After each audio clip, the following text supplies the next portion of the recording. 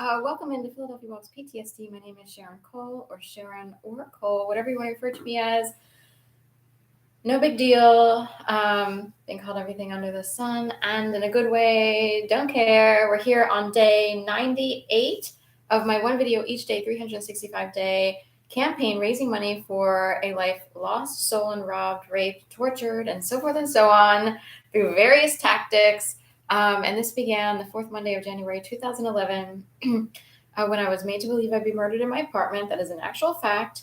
And I believe it was an orchestrated series of events because a whole bunch of things happened at once, which, had me jumping out of my bed and trying to decide whether or not I should look out the window and so forth and so on. And then I felt like someone was coming out through the basement who could break in through my door, the only way in and out of this converted row home to apartment. I was in a shoebox apartment. It actually did look like a shoebox. It was the shape of a shoebox.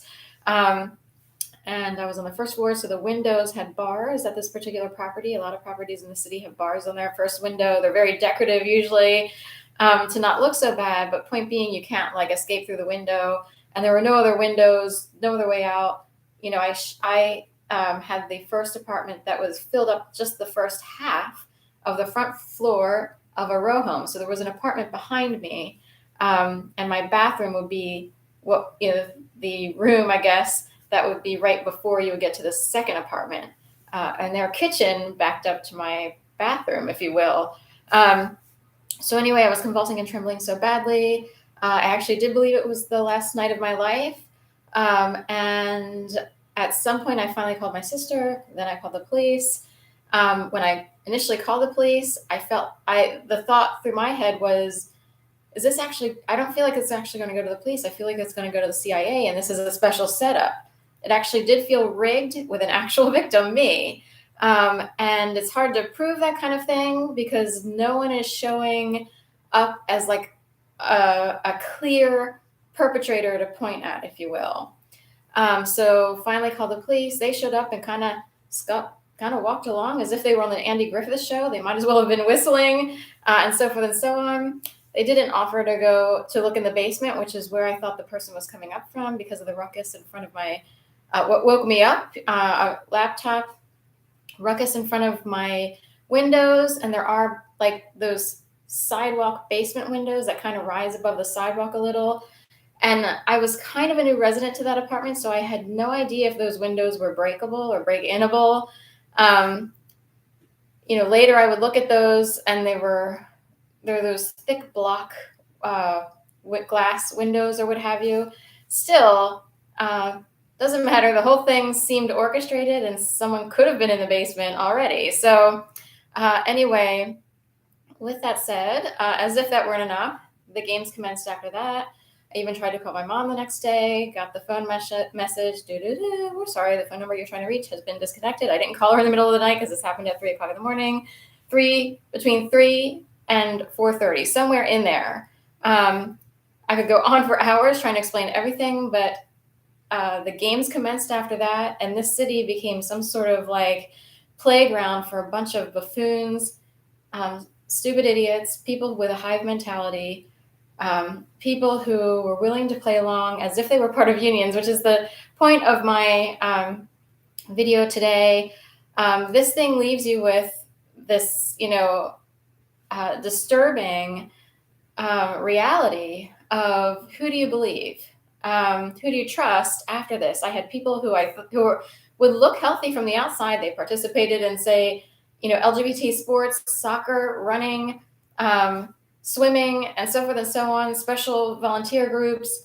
And I had met all these people and was going to holiday parties and this, that, and the other leading up to January of 2011. So I was feeling kind of confident and happy that I found a network of people. I could meet up at the library with so-and-so and, get coffee over here with so-and-so.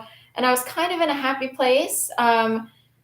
And all of those people would say or do things that made me question after the things kicked off. After the, first night or the fourth Monday of January kicked off, it was were these people kind of woven into my life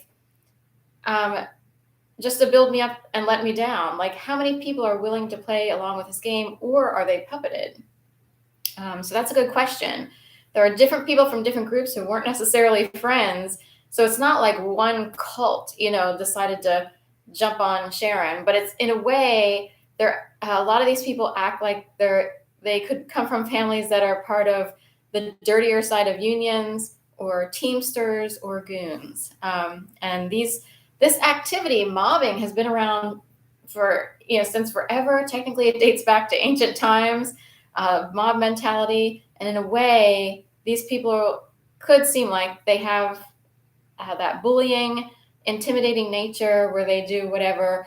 I would think about unions when I realized and heard a story about some unions doing really stupid, low-brained things like leaving bottles of urine in a water bottle on construction sites to sort of send a message or intimidate people or what have you with that. So point being, bullying and intimidation, why would you do it to an individual who was struggling to survive, was happy just to meet some friends and healthy ones, and was thinking, oh, maybe I'll move to the Pacific Northwest. I wound up being kind of stuck in dog walking.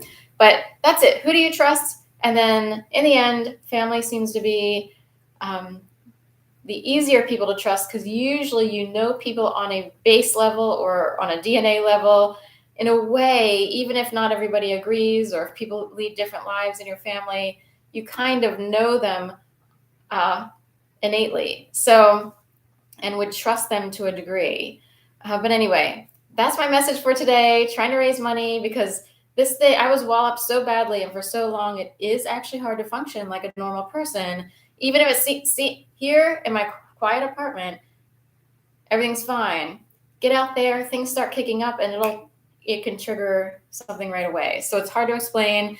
I've been to many workplaces, and I really don't know if Philly I don't know what to say. It is like being part of a program, so no matter where I turn or where a targeted person will turn, it kind of doesn't matter. Like you would only be offered a job in a place that was already rigged. I swear to God, it's that bad. It is not like a paranoia. I have proof.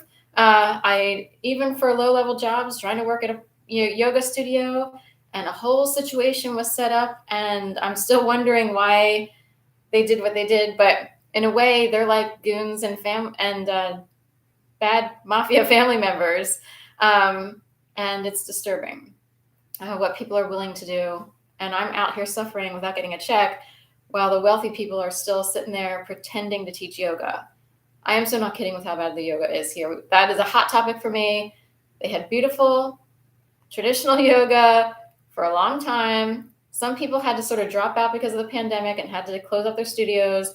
I don't know what to say about who's left pretending to teach yoga today. Okay, thank you so much. And they are willing to pretend, and it's disturbing because I'm still being victimized. So even if they have a reason, it's not working. Okay, so thank you so much. Bye-bye.